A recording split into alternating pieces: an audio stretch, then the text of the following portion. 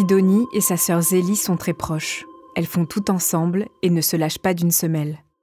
Mais quand Sidonie fait face à la plus grande épreuve de sa vie, elle se questionne. Sa sœur pourra-t-elle être là pour elle ? L'histoire de Sidonie est la première partie d'une histoire en 2 parties. N'oubliez pas d'écouter le 2e épisode, raconté du point de vue de Zélie. Vous écoutez Transfert. Ce témoignage a été recueilli par Laura Taouchanoff.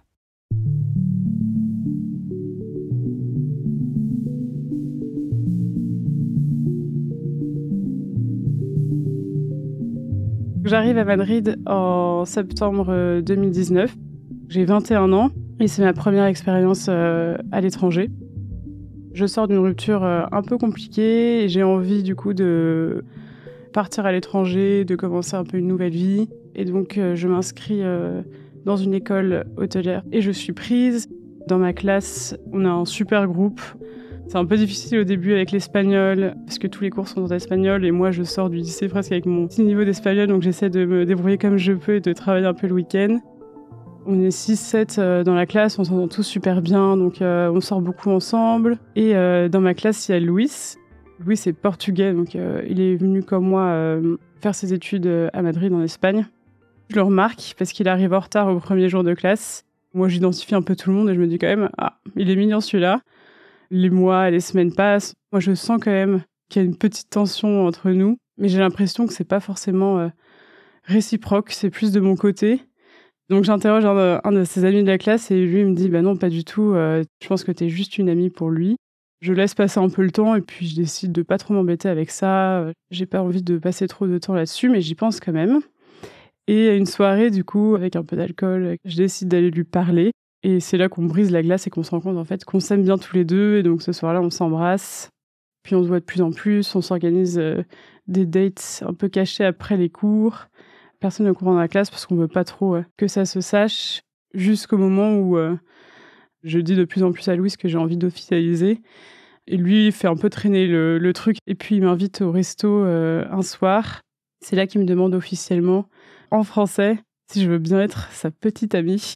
Ouais, ça me fait beaucoup rire. Je suis un peu choquée au début parce que en France, on n'a pas tellement l'habitude de faire une demande officielle pour se mettre en couple.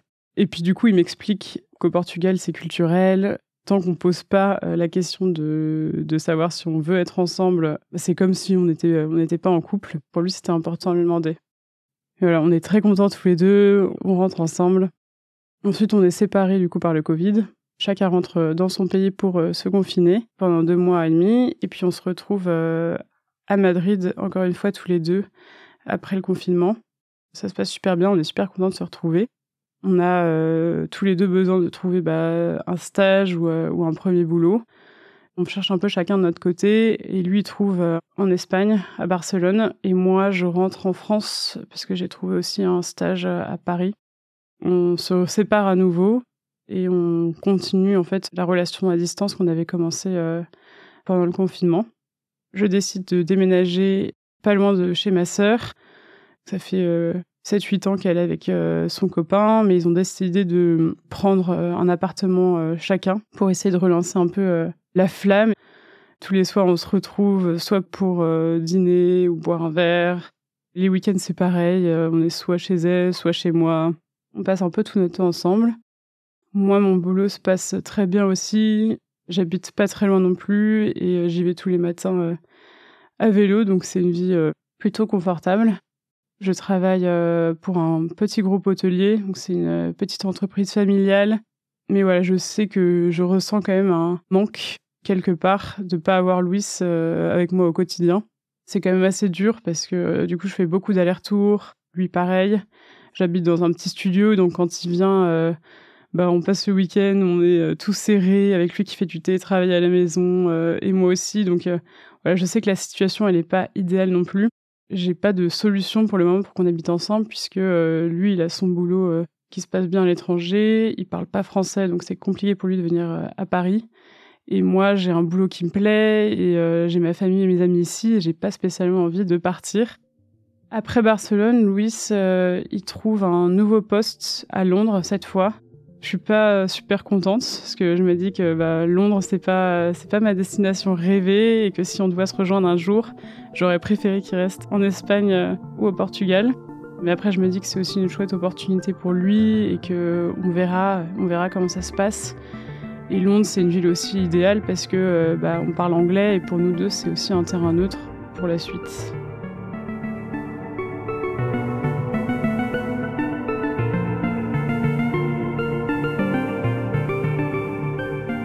Ma sœur me dit de plus en plus qu'elle a envie d'avoir un enfant.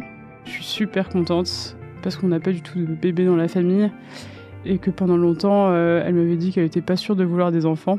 Moi qui ai plutôt une tendance un peu maternelle, j'ai toujours su que je voulais des enfants. Ma mère et sa sœur ont eu des enfants la même année, donc nous on est très très proches de nos cousins, donc moi c'est un peu comme ça que j'imagine la suite de ma vie. Vivre pas très loin de chez ma sœur, avec des enfants qui ont le même âge, une chouette vie de famille. Donc quand elle m'annonce qu'elle veut un enfant, je suis très contente. Au début on en parle beaucoup, alors est-ce que ça a marché, etc. Et je sais qu'il y a de la déception les premiers mois de son côté quand forcément ça arrive pas. Donc j'arrête de lui poser la question et je lui en parle plus. Un matin, je me prépare pour partir au boulot. Elle m'envoie un message pour me dire qu'elle a fait un test de grossesse et qu'elle n'est pas sûre du résultat parce que c'est pas très clair. Je lui conseille quand même d'aller faire une prise de sang. Puis elle m'appelle à 15h pour me dire qu'effectivement, c'est confirmé, elle est enceinte. Moi, je suis super contente. Je me sens pas du tout lésée. Même si je veux des enfants, je sais que c'est pas notre moment avec Louis. Je me dis que j'ai de la chance surtout d'avoir une sœur qui tombe enceinte avant moi parce que je vais pouvoir profiter de son expérience avant d'avoir mes propres enfants. Ma sœur a pas envie de trop prendre de poids. Il y a aussi l'été qui arrive, mine de rien. Donc, on a toutes les deux envie d'être bien dans notre corps. On se remet au sport. C'est plus motivant parce que du coup, on est à deux. Et moi, j'adore, ça me libère complètement. Puis, je vois aussi des résultats hyper rapides parce que du coup, je perds pas mal de poids. Je suis assez étonnée parce que je fais pas particulièrement attention à ce que je mange. Et je me dis que c'est fou, en fait, que le sport, ça suffit. J'ai pas tellement besoin de contrôler mon alimentation. Et voilà, même au travail, je commence aussi à avoir des réflexions sur le fait que j'ai perdu du poids. Et moi, je suis très contente, très fière de pouvoir dire oui, c'est parce que je vais au sport maintenant plusieurs fois par semaine. C'est l'été à Paris. Comme d'habitude, je prends mon vélo et j'ai 15 minutes pour arriver au boulot. Chaque fois que je fais ce trajet en vélo, je remarque que quand même, j'entends un peu moins bien d'une oreille et que ça commence en fait à me gêner un petit peu. En plus de ça, je commence à sentir des petites bosses sous l'oreille, des petits ganglions qui ont poussé. Je décide quand même de consulter un médecin généraliste pas loin de chez moi. On est en plein mois de juillet, donc il y a beaucoup de rendez-vous disponibles puisque les gens commencent à partir en vacances.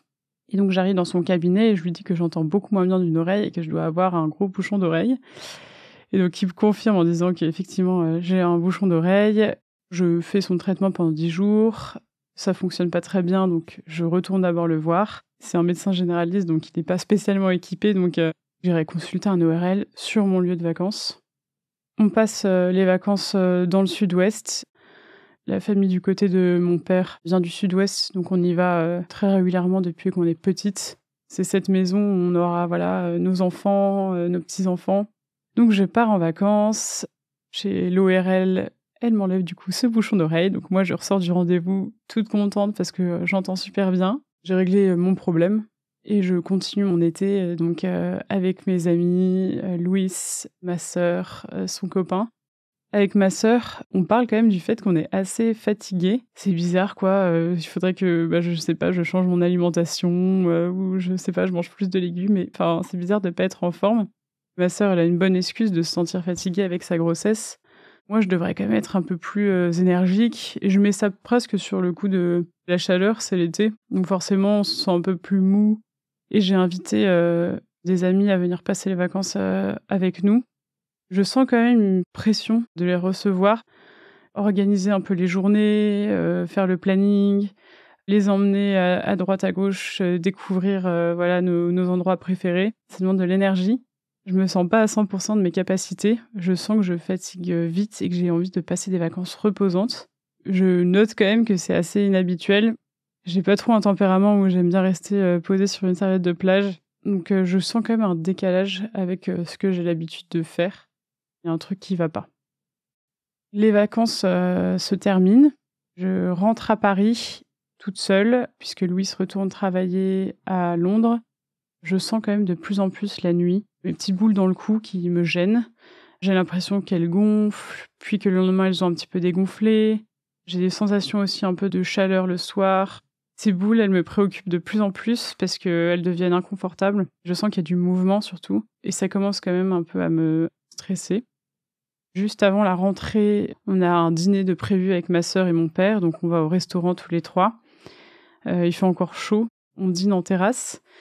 Et puis je décide de leur montrer mon cou pour avoir une sorte de validation et de me dire est-ce qu'ils trouvent ça normal ou pas normal, ou est-ce que c'est moi qui me fais des films. Donc je leur montre, ma sœur s'inquiète énormément, ça la panique. Moi, je leur dis que je vais prendre rendez-vous chez un ORL, mais que ça sera pas tout de suite parce que voilà, les médecins conventionnés, ça prend du temps, il faut au moins 2-3 mois pour avoir un rendez-vous, et que j'ai pas du tout envie de payer 90 € un rendez-vous pour en avoir un plus vite, que je préfère attendre. Et mon père, qui est un peu plus de nature raisonnable, se dit que oui, quand même, ça a pas l'air normal. Je pars aux toilettes. Petite tension qui monte en moi, et ça commence aussi à me stresser parce que je me dis que s'ils réagissent comme ça, c'est que il y a aussi un truc qui est pas normal et c'est pas juste dans ma tête. Quand je reviens des toilettes, on est sur le bord du trottoir puisqu'on vient de finir de dîner. Ils me disent que mon père m'a envoyé des sous pour que je puisse prendre rendez-vous chez l'ORL. Je comprends pas en fait, ça m'énerve en fait. C'est le stress à ce moment-là qui me fait parler, puisque je me dis que s'ils veulent que je prenne un rendez-vous rapidement, c'est que ça les inquiète vraiment. Donc je vais, une semaine plus tard finalement, voir un ORL à l'hôpital Bichat, à Paris. Quand même, c'est hyper glauque. Je suis complètement perdue. On me donne des indications compliquées. Le 3e ascenseur sur le côté gauche, puis suivre la ligne bleue jusqu'à la consultation, mais je trouve pas de ligne bleue. Enfin déjà, j'arrive au rendez-vous après 15 minutes à essayer de trouver la porte du médecin. Et je suis accueillie par cet ORL. Petite cinquantaine d'années, mais il est habillé comme un skateur de 15 ans. Lui, il est pas du tout inquiet. Il examine mes ganglions, il les tâte. Comme ils ont l'air homogènes, dans la plupart des cas, il n'y a pas de risque. C'est normal que si j'ai une petite infection, que j'ai des ganglions qui apparaissent et qu'il m'explique que ça met du temps à disparaître. Donc voilà, qu'il ne faut pas trop s'inquiéter. Mais il me donne quand même une prise de sang à faire et un scanner. Donc moi, je sors du rendez-vous super rassurée. Tout se passera très bien. Je décide d'aller faire ma prise de sang dans la foulée. Puis j'ai l'impression que tout va bien avec les indicateurs qui est marqués sur la pression. Je me dis, ça a l'air parfait. Et je pars à mon scanner. La radiologue m'appelle et me dit de venir dans son bureau. Je m'attends jusqu'à ce qu'elle me donne mon papier, ou je sais pas comment ça se passe, mais que voilà, je rentre chez moi tranquillement. Elle me dit directement, il y a une suspicion de lymphome suite à votre scanner. Donc moi, je la regarde, mais vraiment choquée. Et j'ai les larmes qui me coulent directement parce qu'en fait, je sais pas ce que c'est déjà un lymphome. J'en ai jamais entendu parler, mais je me dis que c'est un mot qui fait peur, quoi. Son assistante va me chercher un verre d'eau, donc elle m'explique, en 3 mots, ce que c'est qu'un lymphome. C'est des cellules qui se multiplient dans le corps et que ça se voit au scanner, qu'elle n'est pas sûre de jusqu'à où ces cellules descendent dans mon corps, donc il va falloir reprogrammer un scanner pour vérifier tout ça. C'est vraiment un choc. J'étais pas du tout préparée à ça. Moi, je me dis qu'il faut vite que je sorte de la salle d'attente et que j'aille regarder sur Internet ce que c'est, en fait. Et je m'effondre en larmes. Et puis autour de moi, les gens me regardent avec compassion. Donc je suis toute seule, en pleurs. J'arrive pas à me consoler. Et donc on me donne mes 2e rendez-vous. Je sors et j'appelle tout de suite mon père pour lui dire que j'ai peut-être un lymphome, que je sais pas ce que c'est. Mais lui, il essaie de me rassurer en me disant « Attends, tu sais, on sait jamais, c'est pas un diagnostic confirmé, etc. » Il vient directement chez moi, puisque il sent que je pleure au téléphone, que je suis un peu inconsolable. On décide un peu de regarder ensemble ce que c'est qu'un lymphome. Je sens aussi que lui, il est aussi un petit peu dépassé, quoi. Il s'attendait pas forcément à ça. Je sais pas si je dois appeler ma sœur. Elle est enceinte de quelques mois et j'ai pas du tout envie de la stresser. Elle a pas passé la barre des 3 mois encore, donc j'ai presque peur en fait qu'elle puisse avoir une fausse couche à cause du stress. Et en même temps, c'est hyper bizarre pour moi parce que avec ma sœur, on s'est toujours tout dit. Donc je peux pas lui cacher non plus un truc aussi important. Donc mon père me dit de l'appeler, que de toute façon, je vais pas lui cacher, très longtemps. Donc je l'appelle et je lui raconte. C'est elle qui, à ce moment-là, quitte, le boulot et vient me rejoindre, à la maison et prend le relais de mon père. On passe le week-end ensemble. C'est un peu un week-end de flottement parce que moi, j'attends ma biopsie et mon scanner. Donc voilà, on essaie de se changer les idées, on sort, on va au resto, on se fait des balades et cetera. Mais je lui dis quand même que, je pense que tout va bien aller, que parfois, en fait, il trouve, le truc le plus grave de la Terre, mais que j'ai peut-être juste un virus qui a fait que, voilà, mes ganglions ont gonflé et on n'en sait rien, le diagnostic n'est pas encore posé. J'appelle aussi Louis pour lui dire. Il y a un silence, en fait, d'abord et en fait, j'entends ses sanglots derrière. Ça me fait très bizarre puisque c'est quelqu'un d'assez pudique, sur ses sentiments et c'est la première fois en 3 ans et demi de relation que je l'entends pleurer. Lui, il est tout de suite, très paniqué pour le coup et moi, j'essaie de le rassurer malgré le fait que, pareil, je suis quand même assez chamboulée par, ce qui se passe et il décide de venir me rejoindre, à Paris. Il arrive le soir même pour qu'on passe du coup le week-end ensemble avec ma sœur, ma famille, tout le monde. Arrive du coup lundi. C'est ma mère qui décide de m'accompagner au scanner et à la biopsie, donc elle attend avec moi dans la salle d'attente. Et donc là, on revoit un radiologue suite à ce second scanner et le radiologue confirme le diagnostic de la radiologue en me disant que effectivement, les ganglions, en fait, ils continuent à descendre dans l'abdomen. Et là, il nous regarde avec ma mère et il nous dit il va falloir trouver un hôpital rapidement. Et donc moi, je lui dis ah bah merci beaucoup, bonne journée, au revoir. Et ma mère, qui a eu un cancer quelques années plus tôt, comprend tout de suite en fait que voilà, c'est un cancer, c'est un lymphome. Et elle essaye de me le faire comprendre. Et moi, je suis toujours en me disant mais on n'a toujours pas le résultat de la biopsie, c'est ce qui confirme en fait vraiment que c'est des cellules cancéreuses. Donc pourquoi est-ce qu'elle s'avance comme ça? Je suis au téléphone avec mon père, puis ma sœur pour essayer de leur expliquer ce qui vient de se passer. Et j'entends ma mère derrière qui dit le radiologue a dit que c'était un lymphome, c'est confirmé, etc. Et moi, je dis, mais arrête. J'ai l'impression que ça va trop vite. Faut que, voilà, j'arrive à avaler ce qui se passe et ça prend du temps. Et voilà, j'ai besoin d'avoir, voilà, tous les éléments réunis pour qu'on me confirme, en fait, que j'ai bien un cancer. On sort du rendez-vous avec ma mère et je rejoins ma sœur et Louis en terrasse pour déjeuner. Je suis quand même très chamboulée et mine de rien, je commence à me dire que les chances que ce soit pas un cancer, ça me nuise. Puisque j'ai déjà eu 2 scanners et que je me dis que bon, il y a quand même de moins en moins de chances pour que ce soit juste un virus. Mais pareil, j'essaie de pas trop le montrer. C'est encore un rendez-vous un peu particulier où on sait toujours pas ce qui va m'attendre. Mais je sais que j'ai 10 jours devant moi pour essayer de penser à autre chose et puis pour aussi profiter du temps en fait qui me reste avant le vrai diagnostic. Et ma sœur, je suis beaucoup sa grossesse. Dès qu'on se voit, j'adore prendre en photo l'évolution de son ventre. Et j'attends ces rendez-vous pour savoir si tout se passe bien aussi. Mais au moment de l'annonce, c'est un peu compliqué parce que j'ai du mal forcément à me focuser sur ce qui se passe pour elle puisque je suis quand même assez absorbée par ce qui m'arrive. Avec Louis, pour se changer les idées, on décide de partir quelques jours dans sa famille au Portugal, puisque de toute façon, on a 10 jours à attendre avant le résultat. Un jour, on se réveille et il me dit de préparer une petite valise parce que ce soir, on dormira pas chez lui, qu'il m'emmène quelque part. On arrive dans un super hôtel dans les montagnes portugaises. C'est trop chouette, je suis super contente. On profite de notre moment au calme là-bas, on se baigne, il y a une super piscine avec vue sur la campagne.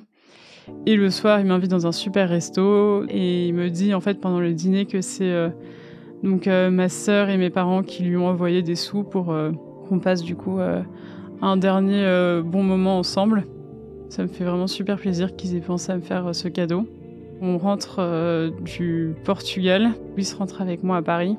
Le soir, on est tous les deux dans notre lit chez moi et on se regarde et en fait on pleure parce qu'on sait que quelque chose arrive et qu'on le maîtrisera pas en fait.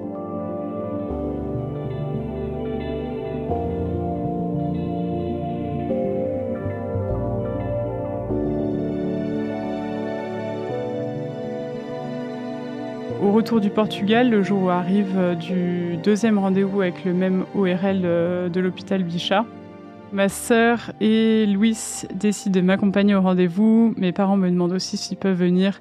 Mais à ce moment-là, je leur dis qu'on est déjà 3, donc ça devrait aller, que puis de toute façon, je les appelle en sortant. Ma sœur nous rejoint directement là-bas et avec Louis, on décide de prendre un vélo pour aller plus vite. Et en fait, le temps est apocalyptique. Donc après 2 minutes en vélo, on se prend des trompes d'eau et on arrive à l'hôpital complètement trempé.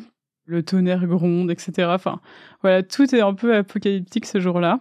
Je suis quand même très stressée, puis je sens qu'eux aussi sont quand même assez stressés. Le médecin arrive, voilà, toujours avec son style de, de skater, et il me regarde et puis il me dit vous venez. Donc je le suis. Et là, je fais un geste pour dire à ma sœur et Louis d'attendre. J'ai besoin d'abord qu'on me le dise à moi. J'ai envie de savoir la première. Le médecin, en fait, je crois qu'il vient tout juste de récupérer mon diagnostic, donc il le lit rapidement devant moi. Ah bah oui, effectivement, c'est un lymphome Hodgkin. Vous inquiétez pas, ça se soigne très bien. Moi, j'ai pas tellement de détails sur le traitement puisque je suis juste un ORL et puis que ça sort de ma compétence. Mais je peux envoyer votre dossier dans tel hôpital.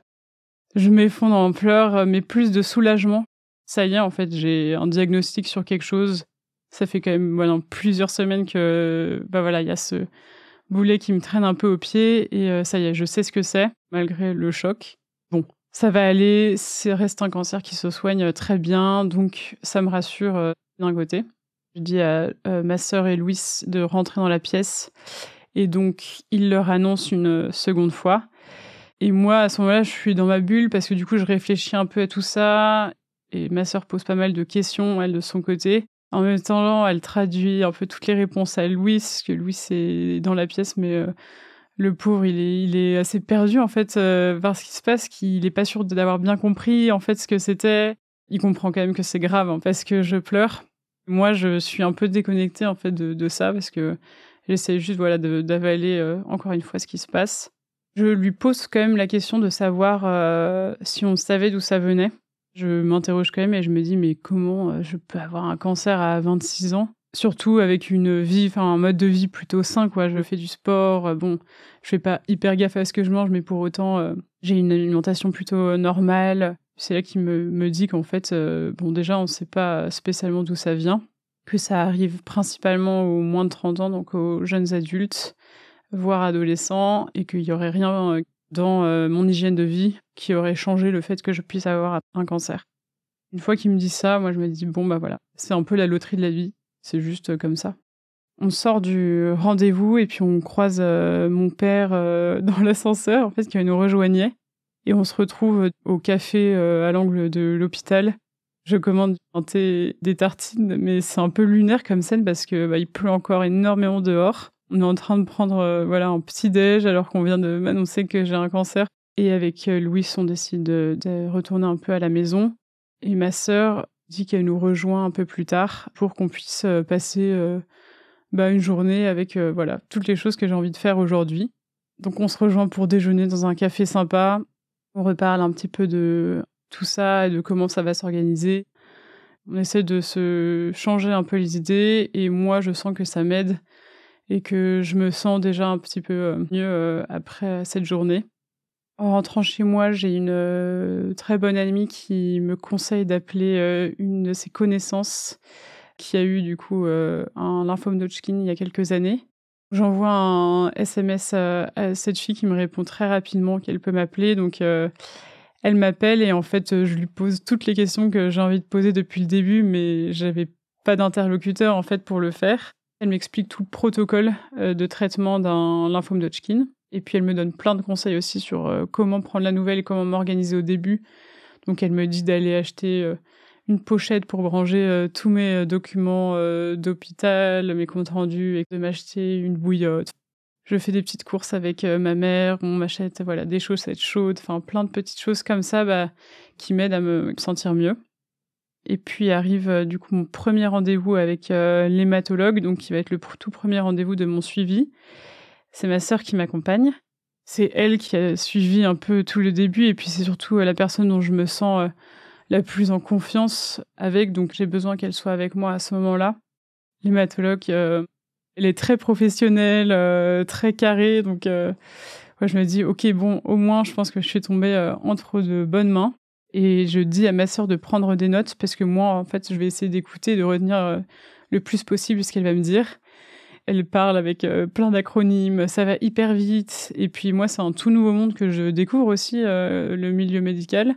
J'ai jamais eu de problème de santé, avant ça, donc vraiment, je découvre. Ma sœur, je sens qu'elle est aussi un peu perdue quand elle prend des notes. Voilà, on parle de C1 pour le cycle 1. Il faut faire une préservation de fertilité. Voilà, c'est que des mots qu'on n'a jamais entendus. Donc, elle, je sens qu'elle fait comme elle peut et moi, j'essaie de retenir, un maximum d'informations. La première étape, c'est de faire du coup une préservation de fertilité, puisqu'avec le traitement qui est assez toxique pour le corps, il y a quand même des risques pour que je puisse pas avoir d'enfant, à la fin. Et bon, bah, je me dis que, bah, oui, je vais la faire parce que je veux des enfants plus tard. Mais c'est un peu le cadet de mes soucis à ce moment-là, parce que moi, la seule chose dont j'ai envie, c'est vraiment de me lancer dans les traitements et d'en finir. C'est quand même un poids et ça retarde encore une fois mes traitements. La préservation de fertilité, c'est la congélation, d'ovocytes. Donc j'ai plusieurs rendez-vous sur une même journée à l'unité de la médecine de reproduction. Déjà le nom me fait rire parce que je trouve que ça fait, presque un peu eugénique le fait d'avoir une unité de la reproduction. Et pareil, on arrive avec, ma sœur pour ce premier rendez-vous, toutes les 2, voilà, dans ce long couloir avec, beaucoup de femmes, qui attendent, leur rendez-vous. C'est quand même assez lunaire parce que moi, j'ai pas du tout, à ce moment-là, envie d'avoir un enfant en particulier et je suis avec ma sœur qui, elle, commence sa grossesse et qui se retrouve avec des femmes qui peuvent pas forcément avoir la possibilité d'avoir un enfant naturellement, donc c'est assez particulier quand même. Je consulte du coup un gynécologue qui va vérifier en fait le nombre d'ovocytes que j'ai, dans le corps et donc il m'examine. Je ressors de tous ces rendez-vous avec une pile d'ordonnances pour aller acheter des injections d'hormones. Moi, j'ose pas me piquer toute seule, donc c'est ma sœur, on se retrouve, du coup, le soir, chez moi et elle vient, en fait, à l'heure où j'ai mes piqûres. On se met à lire un peu toutes les notices, voir comment faire. J'ai même pas de compresse pour désinfecter, du coup, on prend mes cotons pour essayer de me désinfecter la peau et donc voilà, les premiers jours, c'est elle qui me fait toutes mes piqûres, mais je culpabilise quand même de la faire venir le soir alors que, bon, voilà, elle est enceinte, elle commence un peu à être fatiguée de son côté. Et j'ai aussi un peu l'impression de lui voler son moment parce qu'on ne parle pas beaucoup du coup de sa grossesse. J'ai l'impression qu'elle peut pas, autant en parler qu'elle voudrait, même dans la famille, quoi. Tout le monde suit beaucoup, mes traitements, ce qui va se passer. Donc voilà, je finis par aussi prendre des rendez-vous, chez un infirmier pour qu'il puisse me faire les piqûres. Arrive le jour, de l'opération. Je me réveille en salle de réveil après une anesthésie générale. Et la médecin vient me voir pour m'expliquer qu'ils ont réussi à récolter 8 ovocytes. Donc c'est à peu près l'équivalent d'un enfant, enfin d'une naissance. Il va falloir répéter l'opération une deuxième fois. Et moi je la regarde et je lui dis: «Ah bah je suis pas sûre d'avoir le temps de le faire une deuxième fois parce que ça prend quand même, un peu plus de 15 jours». C'est là qu'elle regarde mon dossier. «Ah oui effectivement, non, il y aura peut-être, il y a pas le temps d'en faire une deuxième». Bon, je suis assez fatiguée mais d'un côté je suis, aussi soulagée puisque je sais que je vais enfin pouvoir commencer mes traitements. Sachant qu'à l'annonce de mon lymphome, j'ai été diagnostiquée avec un stade 3-4, en dernier stade, du lymphome. J'ai peu de temps parce qu'il me reste 3 jours, donc il faut absolument que je déménage pour me rapprocher de l'hôpital où je vais être traitée et aussi de chez mon père pour avoir, quelqu'un aussi sur qui compter et pouvoir me reposer après mes traitements puisque je vis seule. Donc on se retrouve avec, mon père, de 60 ans, ma sœur enceinte de quelques mois et moi, en train de déménager, 30 sacs de mon appartement, avec mon père qui a très mal au dos, ma sœur qui veut pas porter de choses lourdes et moi qui suis très fatiguée de mon cancer. La fine équipe. Je vais avoir 2 mois de chimio assez agressive. Ça va être 2 mois assez difficiles, physiquement. On espère une rémission à 99 On enchaînera avec 4 mois de chimio un peu moins agressive, mais pour être sûr d'éradiquer le cancer et qu'il ne revienne pas, après ces 2 mois de chimio. Je pars pour ma première hospitalisation. Moi, j'ai préparé ma valise, je me suis fait une liste avec, toutes les choses qu'il fallait que je prenne pour être, le plus confortable possible. Ma mère, arrive avec un sac, entier de courses. Elle m'a acheté, plein de petits snacks, sains pour mes 3 jours à l'hôpital puisqu'elle sait, que la nourriture est pas forcément très bonne. un nouveau jogging, des belles chaussettes, tout pour me sentir confortable. Donc je découvre la chambre. Je suis très contente parce que je suis dans une chambre toute seule et j'avais très peur de devoir partager ma chambre pendant 3 jours. J'aimais me croiser sur la table basse, tout pour me mettre à l'aise et puis moi je me change aussi, je me mets en pyjama sur le lit et l'infirmière arrive, donc je commence la perfusion, dans le poignet. Elle m'explique d'abord que je vais avoir un liquide pendant 1 heure et qu'ensuite, on lancera, la chimio. Je suis assez détendue et puis, en fait, tout d'un coup, j'ai une montée d'angoisse et je me mets à pleurer, voilà, sur ce lit parce que je me dis: «Waouh, ça y est, j'y suis, c'est le moment des traitements» et puis je suis aussi un peu choquée, je pense, de me voir comme ça dans cet état. Quelques semaines plus tôt, j'avais une vie, super normale, d'une jeune femme de 26 ans qui va au boulot le matin et cetera. Là, je sais que, voilà, je vais partir, pour 6 mois de traitement et que mon nouveau quotidien, en fait, ça va être ça. La première chimio commence à couler dans mes veines. Moi, j'appelle mon père, 10 minutes plus tard pour lui dire: «Bah, écoute, tout va bien, pour l'instant, j'ai aucun symptôme», 5 minutes plus tard, je sens mon cœur qui sort presque de ma poitrine. J'ai une attaque de panique, je me sens super nauséeuse d'un coup. L'infirmière, coupe, le produit et en fait, c'était le médicament antinauséeux qui avait pas encore fait effet et la chimio qui était partie trop vite. Donc en fait, j'ai eu, une montée de nausées immense. Bon, j'ai peut-être un peu parlé trop vite. S'ensuit 3 jours d'hospitalisation où voilà, je supporte très, très mal la chimio physiquement, au début. J'ai l'impression d'être, dans la cale d'un bateau, en fait, avec une mer, hyper chahutée. J'arrive pas à me sortir de cet état. Je suis toute seule, je le vis très, très mal. Je rentre à la maison et je me sens, pas bien, nauséeuse, très, très fatiguée et ma sœur me rejoint à la maison et puis, elle me fait à manger pour, le soir. Moi, je décide d'aller prendre une longue douche, me laver des draps, de l'odeur de l'hôpital et que je me sens un peu mieux.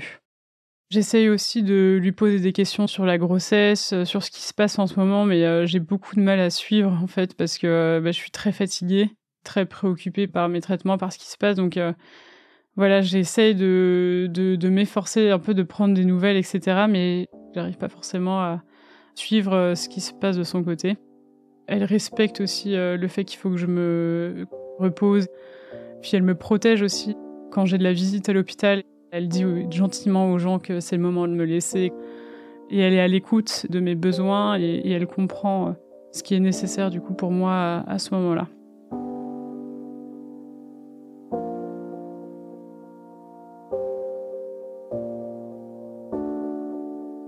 Mon premier cycle de chimiothérapie, est terminé. Mes cheveux commencent, à tomber et donc là, ça commence à être un peu la panique. Je sors, avec Louise faire des courses en bas de la maison et je mets un bonnet. Je sens que si je tire un peu trop sur mes cheveux, voilà, j'ai des touffes qui commencent à partir. Il y a beaucoup de vent, donc mon bonnet s'envole et là, je suis paniquée parce que je me dis: «Oh, j'ai peur qu'il y ait carrément un trou, sur ma tête et que tout le monde le voit». Je suis assez perdue sur ce qu'il faut faire. J'ai pas de suivi psychologique et à l'hôpital, on m'a donné, un prospectus pour, aller me faire une perruque, mais moi je suis pas forcément hyper à l'aise. J'appelle ma sœur pour savoir, comment est-ce que je pourrais faire? En fait, je lui pose la question, je lui dis: «Est-ce que tu penses qu'il faudrait mieux que j'aille dans un salon de coiffure ou est-ce que, vous pouvez me le faire?» Ils acceptent, de me raser, la tête. Ils m'installent sur une chaise, voilà, devant le miroir. Ils me mettent, une petite serviette autour du cou, vraiment comme dans un salon et donc c'est ma sœur qui commence, du coup, à me couper les cheveux. On se fait rigoler parce que, elle me fait des coupes un peu n'importe comment. On fait des photos, rigolotes, voilà, j'ai, un côté rasé et pas l'autre. Donc finalement, on pensait que ça allait être un moment hyper émotionnel, mais, on rigole plus qu'autre chose. Et comme je suis assez préparée depuis quelques semaines au fait que je vais perdre mes cheveux, c'est presque un peu le cadet de mes soucis de me dire, «J'aurai plus de cheveux, bon, c'est pas grave, ça repoussera» et donc je rentre, à la maison avec Louis qui m'attend et il me dit à ce moment-là que ça me va super bien. Donc c'est trop mignon. Entre, voilà, mes longues périodes d'hospitalisation, je mets quelques jours à m'en remettre, mais j'arrive à avoir des moments où, je me sens beaucoup plus énergique et donc je marche beaucoup. J'en profite pour aller faire, les premiers cadeaux à mon neveu, donc je lui achète, des petits jouets et je lui achète même, une jolie carte pour lui écrire, une petite lettre. J'ai surtout envie de lui dire à quel point Sa naissance est attendue, à quel point il compte déjà énormément pour moi et à quel point aussi il va naître dans une famille formidable avec des parents géniaux. Louis, il fait des allers-retours avec Londres, mais il est très régulièrement à la maison pour m'aider. Et un soir, donc, il rentre de Londres et en fait, il a un bonnet sur la tête quand il arrive. Et je m'assois sur mon lit et il me dit de fermer les yeux. Et quand j'ouvre les yeux, je découvre son crâne rasé. Donc, il était allé chez le coiffeur pour s'enlever toute sa masse de cheveux. On se saute dans les bras. C'est encore beaucoup, beaucoup d'émotions. Les traitements suivent leur cours. Je revois mon hématologue après ces 2 mois et pour vérifier que tout va bien. Et elle m'annonce que après ces 2 mois, donc le traitement a très bien marché, que je suis du coup en rémission. C'est une super nouvelle. Il y aura aussi sûrement beaucoup moins d'impact sur ma fertilité puisque ces 2 mois de traitement ont réussi et que la chimio agressive est maintenant terminée. On va maintenant continuer avec de la chimio tous les 15 jours pendant 4 mois. Donc voilà, c'est une super nouvelle pour moi et je suis trop contente. Je suis quand même encore un peu impatiente de me dire il reste 4 mois alors que je suis déjà en rémission. J'ai un peu l'espoir qu'elle m'appelle un matin et qu'elle me dise « Bon, en fait, c'est bon, plus besoin de chimio, t'es en rémission, on arrête plus tôt que prévu. » Mais je suis contente de plus avoir d'hospitalisation et de savoir que les prochaines chimios seront en ambulatoire. Donc ça sera déjà moins lourd et je pourrai rentrer dormir chez moi à la fin des journées. Cette annonce, elle arrive juste avant Noël. Un petit rhume peut m'envoyer en réanimation. Il faut que je sorte tout le temps avec mon masque, que je vois personne. Je suis un peu privée de tout ce qui m'entoure, condamnée à vivre confinée. Je dis à mon hématologue aussi que moi, je veux prendre le parti d'aller fêter Noël en famille. Et elle me donne des piqûres pour essayer de booster un petit peu mon immunité avant de partir en vacances. Elle me soutient quand même dans cette démarche. Je pars fêter Noël en famille. Ça me fait beaucoup de bien parce que je suis très entourée. Je reçois aussi beaucoup de cadeaux de tout le monde. On fait des bons repas. Je me sens bien. Et mon grand-père est un peu malade. Il toussote quand même pendant ses vacances de Noël. Ma grand-mère insiste pour lui faire porter le masque. Mais bon, voilà, il a 85 ans, donc c'est pas forcément évident. Et je rentre et puis je me sens quand même très, très fatiguée. Donc je vais faire un test. Et en fait, j'ai le Covid.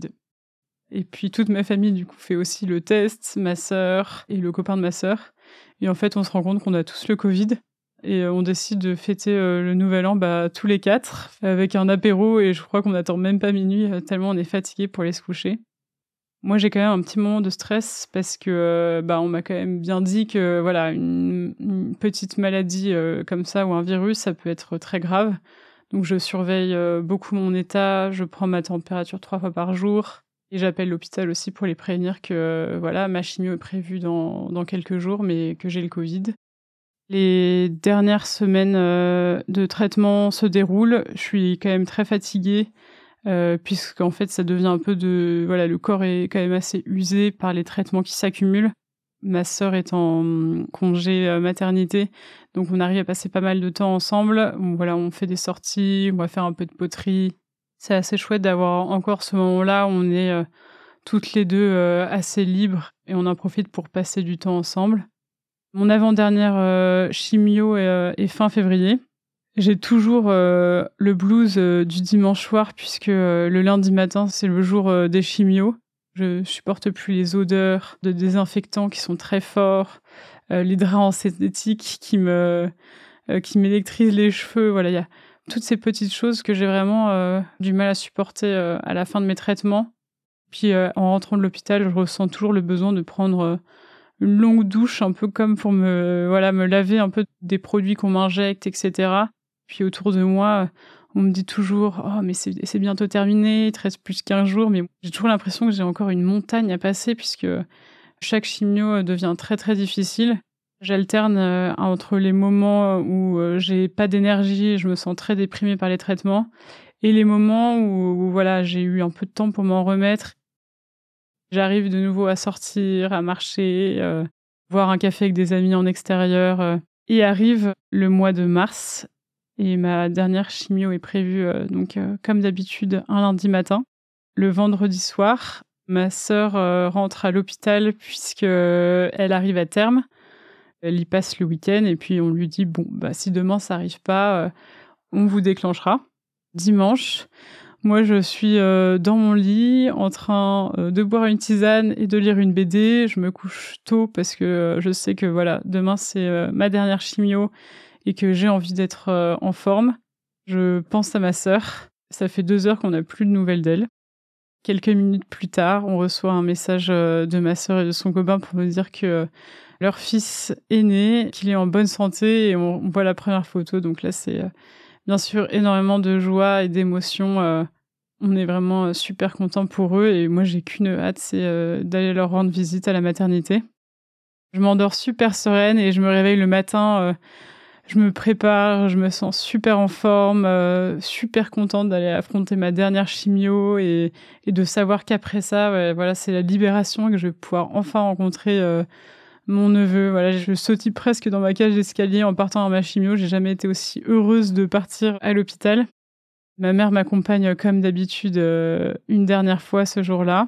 Et puis ensuite, c'est Louis qui me propose de me rejoindre à l'hôpital.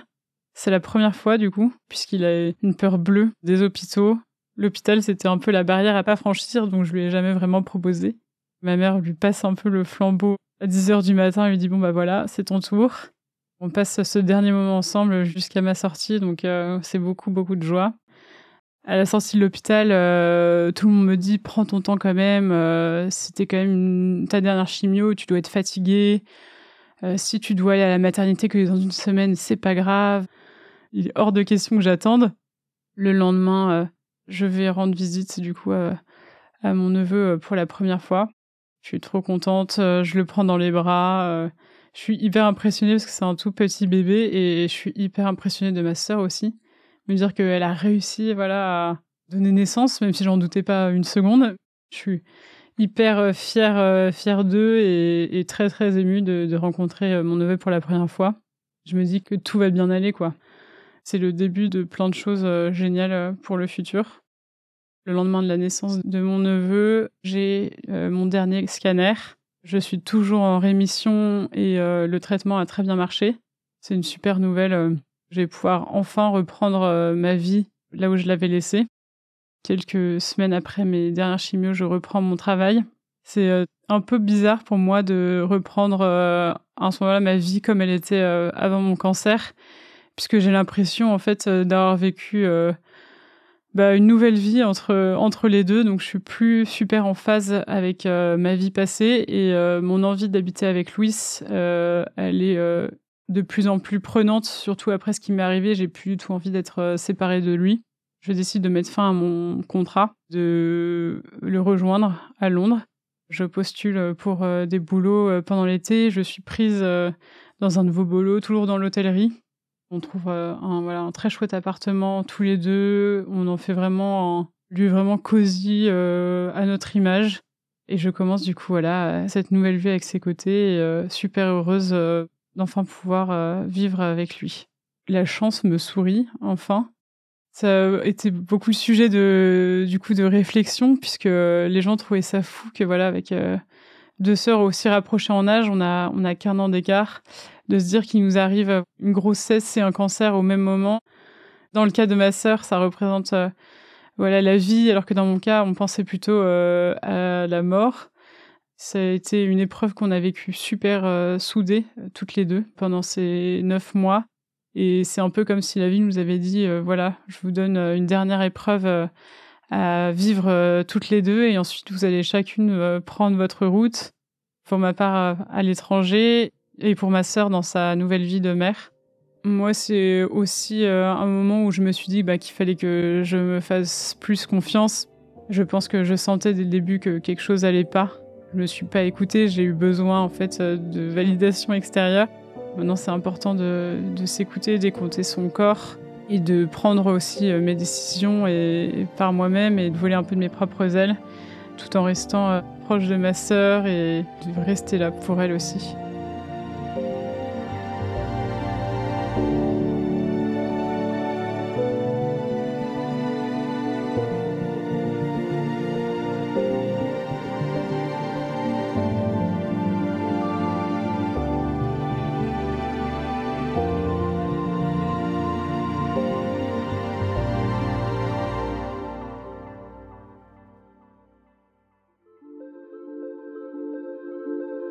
Vous venez d'écouter Transfert.